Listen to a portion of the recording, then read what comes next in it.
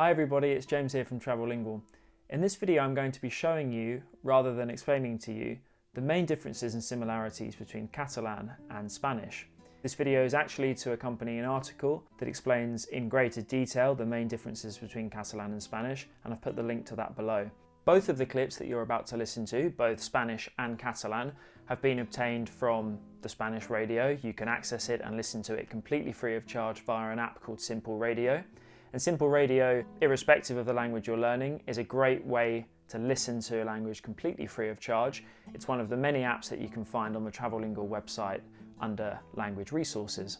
I hope this is useful and that you enjoy listening to Castilian Spanish and Catalan. ¿O debe primar la geopolítica en todo esto? Sí, aquí hay mucha variable. Sí. Y efectivamente el barco de Bruselas pues está empezando a resquebrajarse y a ver vías de agua.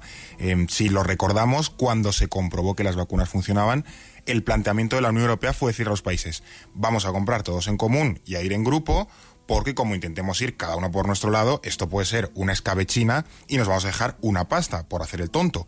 Y eso es lo que acordamos, vamos a ir todos de la manita. Pero con los evidentes problemas de suministro que estamos teniendo, que vienen de cuando, por ejemplo, AstraZeneca dijo que no nos iba a entregar las vacunas prometidas y la Unión Europea pues fue un poquito tibia en su respuesta, algunos países comunitarios, pueden ser, por ejemplo, Hungría o Dinamarca, pues que se lo han planteado, están buscando fuentes alternativas para conseguir dosis, porque al final lo que necesitamos es más dosis. Y la pregunta es, ¿realmente no hay dosis suficientes?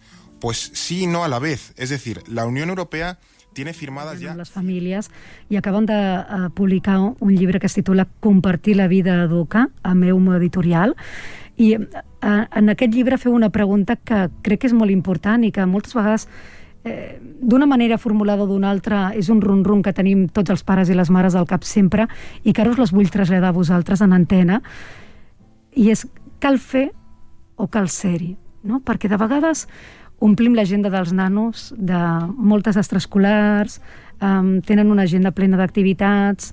Fins a quin punt és important que passem temps amb ells, que aprenguin tantes coses, temps de qualitat, temps de quantitat? I aquesta mena de competició d'Instagramer que dic jo, a veure qui fa més, que a vegades jo crec que amaga una por o un patiment de que els fills no siguem prou bons pares per ells, no en sapiguem prou, no els fem prou feliços, i llavors hi ha com aquesta mena de competició. So there you have it, 2 clips of Spanish and Catalan. Obviously both are great to have in your repertoire, but Spanish is obviously more useful in the vast majority of cases. But being able to speak one will definitely help you understand and learn the other. If you're planning on spending a lot of time in Catalonia, then it's definitely recommended to learn Catalan. For many professions, you'll also need to have a good understanding of the language in order to work there. As they say in Spanish, adiós, and as they say in Catalan, adeu.